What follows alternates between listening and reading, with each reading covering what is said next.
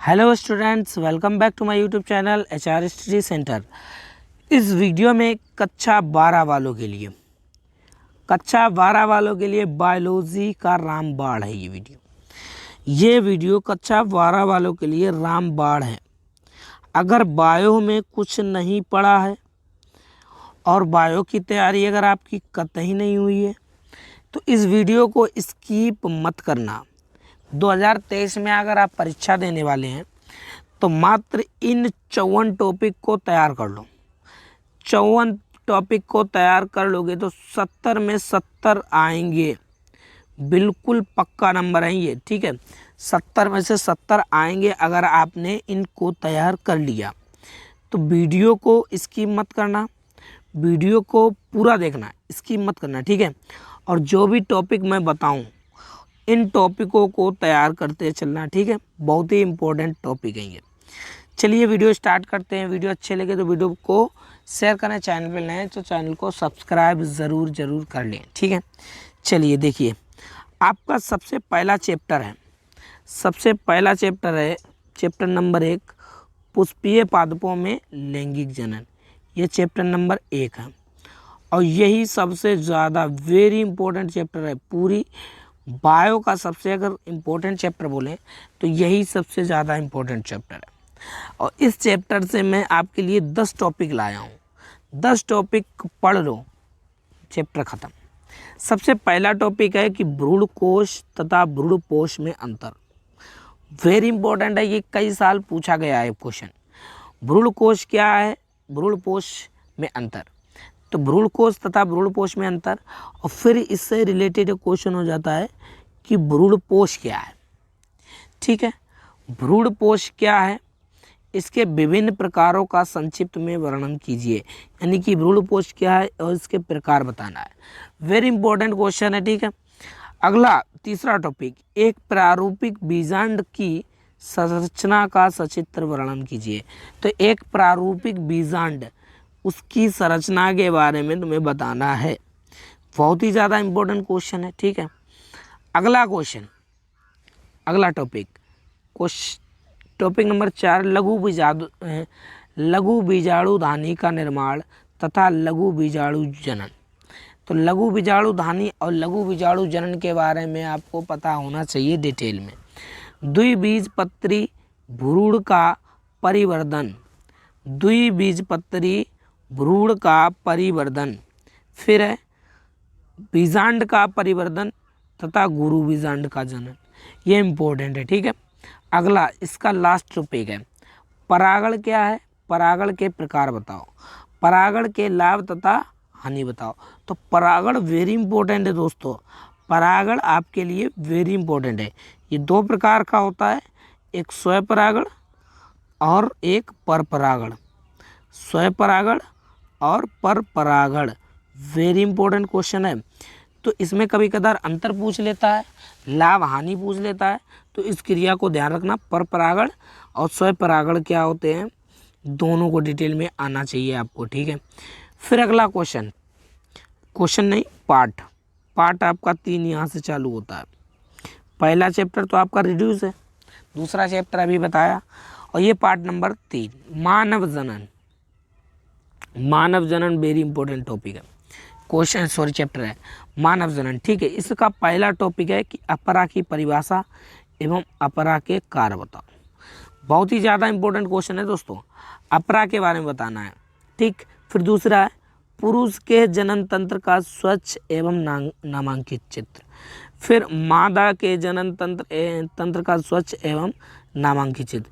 यानी कि नर जनन तंत्र क्या है और मादा जनन तंत्र क्या है, ये पूछा है। नर जनन तंत्र क्या है और मादा जनन तंत्र क्या है, इसमें से आपसे एक तो पूछेगा। तो आपको नर जनन तंत्र का चित्र बनाना आना चाहिए, मादा जनन तंत्र का चित्र बनाना आना चाहिए, ठीक है।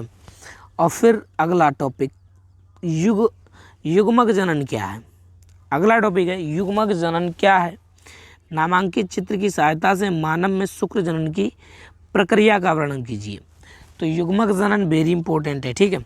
अगला है मानव में अंडाणु जनन की प्रक्रिया का संक्षिप्त वर्णन कीजिए।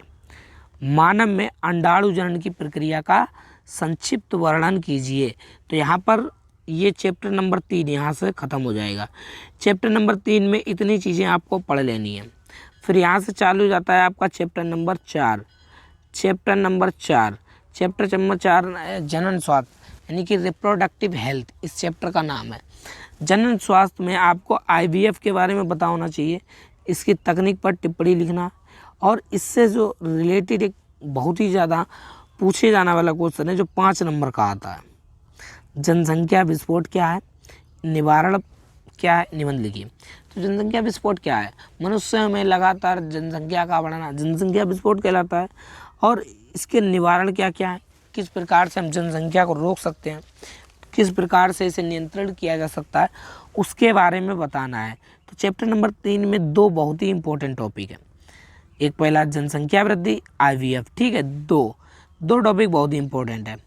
अगला वंशागति तथा विविधता का सिद्धांत, ये पार्ट नंबर 5 है आपका, पार्ट नंबर 5 है।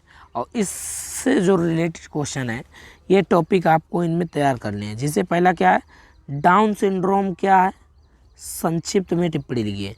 जीन प्रारूप तथा दृश्य लक्षण प्रारूप क्या होते हैं, ठीक है। क्रॉसिंग ओवर क्या है ये बताना है। सह प्रभाविता पर टिप्पणी लिखिए।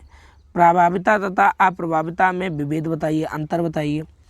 आनुवांशिक रोग क्या होता है, मानव में लिंग निर्धारण कैसे होता है ये बताना है। तो मानव में लिंग निर्धारण कैसे होता है, मानव में लिंग निर्धारण का मतलब होता है कि निषेचन के पश्चात होने वाली जो संतान है उससे ये पता चलता है कि जो होने वाली संतान है वो लड़का होगा यानी कि नर होगा या मादा होगा, लड़का होगा या लड़की होगी, इससे ये पता लगाया जाता है, ठीक।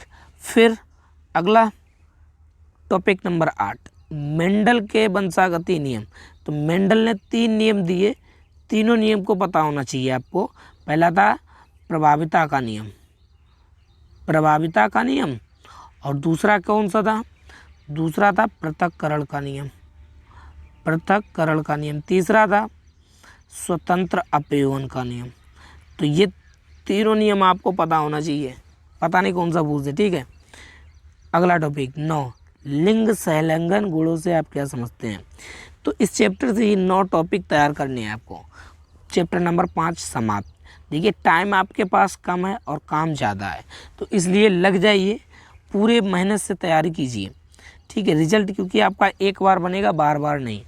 चैप्टर नंबर 6 पार्ट 6 आ गया आपका, वंशागति का आणविक आधार। तो वंशागति का आणविक आधार में कौन कौन से, सबसे पहली चीज़ DNA तथा RNA में अंतर। DNA एंड RNA में अंतर, ये ज़्यादातर पूछा जाता है, DNA एंड RNA, ठीक। अगला DNA में अंगुली छापी क्या है, यानी DNA फिंगरप्रिंट्स क्या है, तो इसके बारे में बताना है, इसकी उपयोगिता पर पिचकार डालिए। तो DNA फिंगर टिप्स क्या है इसके बारे में। मानव जीनोम में प्रोजेक्ट क्या है, मानव जीनोम प्रोजेक्ट पर संक्षिप्त टिप्पणी लिखिए। अगला DNA की संरचना के वाटसन एवं क्रिक मॉडल को उपयुक्त चित्र बनाकर समझाइए तथा इसके कार्य लिखिए। फिर 5वां टॉपिक है कार्य के आधार पर RNA कितने प्रकार के होते हैं, कार्य के आधार पर RNA कितने प्रकार के होते हैं वर्णन कीजिए। अनुलेखन पर विस्तृत टिप्पणी लिखिए। अगला टॉपिक आनुवांशिक कोड क्या है, उसकी मुख्य विशेषता क्या है। दोस्तों 2023 में यही आएगा, 100% यही आएगा जो मैं बता रहा हूँ। इस वीडियो को अगर आपने देख लिया ना तो बायोलॉजी में 70 में से 70 लाओगे आप, बायोलॉजी में 70 में से 70 लाओगे, ठीक। मानव स्वास्थ्य तथा रोग क्या है, इसके बारे में बताना है। तो मानव स्वास्थ्य तथा रोग से रिलेटेड 6 टॉपिक लाया हूँ आपके लिए। पहला है एल्कोहल ड्रग्स के दुरुपयोग पर टिप्पणी लिखिए। अल्कोहल और ड्रग्स के दुरुपयोग पर टिप्पणी लिखना है। दूसरा टॉपिक है प्रतिजैविक से आप क्या समझते हैं। प्रतिजैविक से आप क्या समझते हैं, किन्हीं 2 प्रतिजैविकों के नाम लिखिए। ठीक, मलेरिया रोग, रोग के रोगजनक, रोगवाहक लक्षण तथा उपचार लिखिए।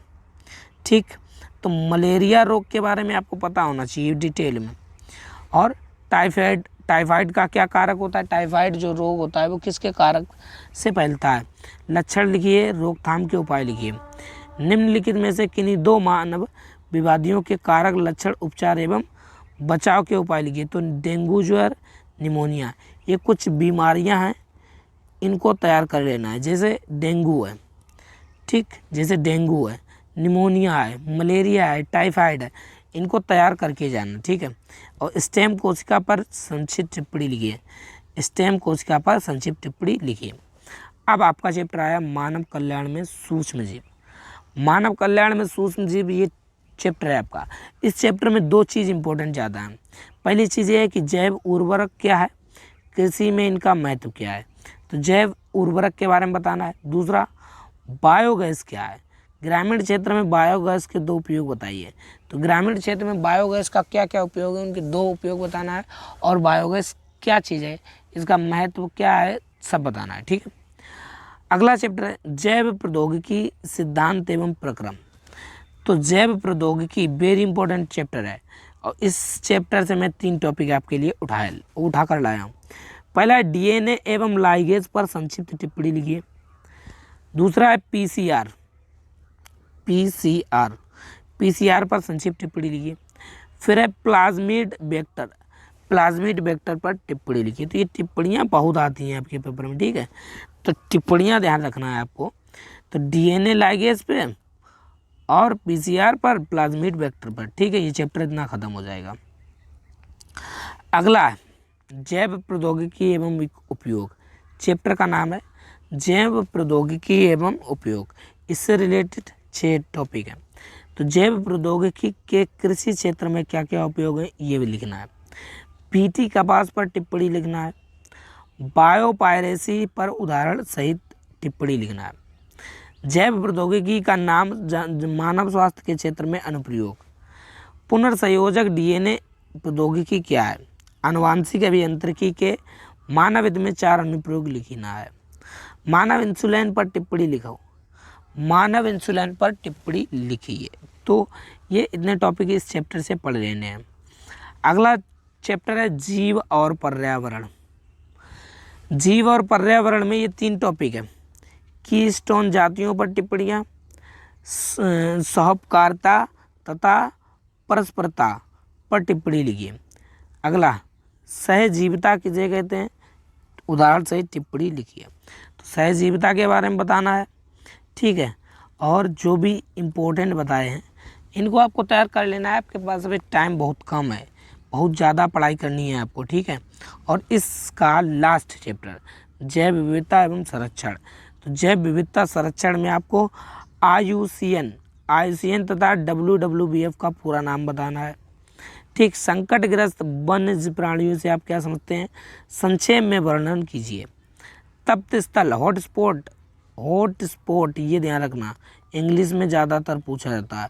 हॉटस्पॉट पर टिप्पणी लिखिए और जैव विविधता की परिभाषा लिखिए। तो कुल मिलाकर इस वीडियो में मैंने आपको जो है 54 टॉपिक बताए, 54 टॉपिक। इन 54 टॉपिक को आप तैयार कर लीजिए।